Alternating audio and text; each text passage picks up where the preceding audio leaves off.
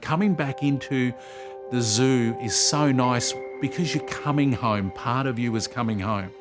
When you come back here, you feel like you're part of a family again.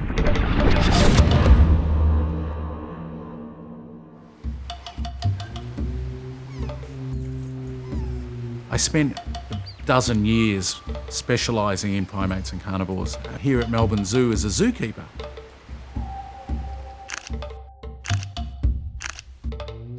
I became the zoo's default photographer, and every cent I earned went into buying equipment and travel. After about 12, 15 years of shooting, I called National Geographic. I sent a story proposal over there and they liked it. Fast forward 18 years. What am I? I'm in 13 countries this year. It was 15 last year. It was like a dozen the year before, and basically bounce around the planet seeing fascinating things and meeting interesting people.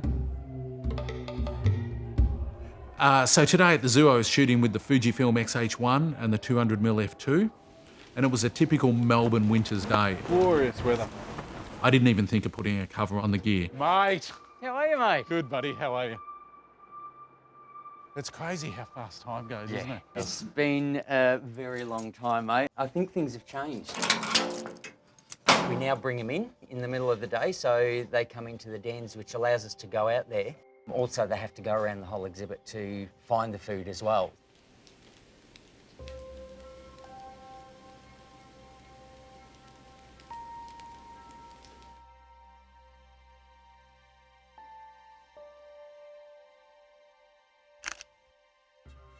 And when they called me up to come and say goodbye, he was in isolation.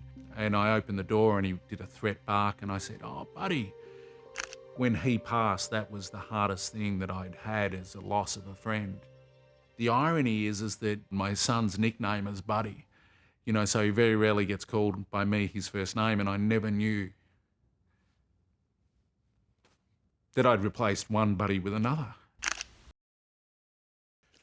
Mate, how are you, brother? Good to you, man. Been all right? Yeah, very well. Captive animal is not a wild animal.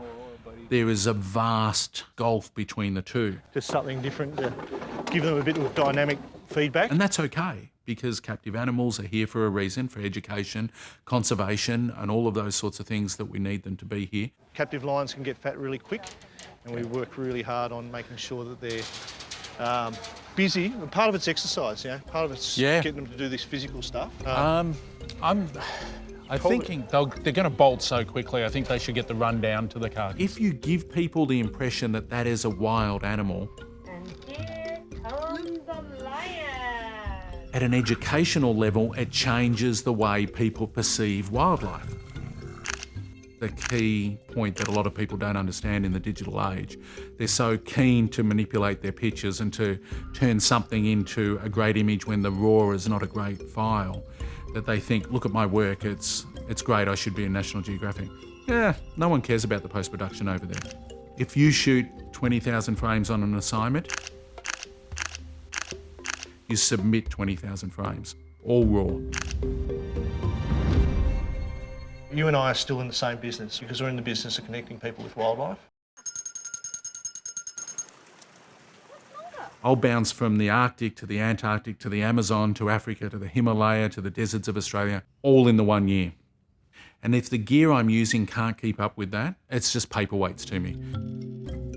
So I was using the H1 and the 200 f2. The 5-axis image stabilisation meant that I could use down to 1/15th, 1/30th of a second and freeze the action. The images are still fantastic. There's no grain and they're nice and sharp. I can now sit on that proverbial mountainside sometimes and watch things unfold before me, and it's not the end of the world if I don't get the shot.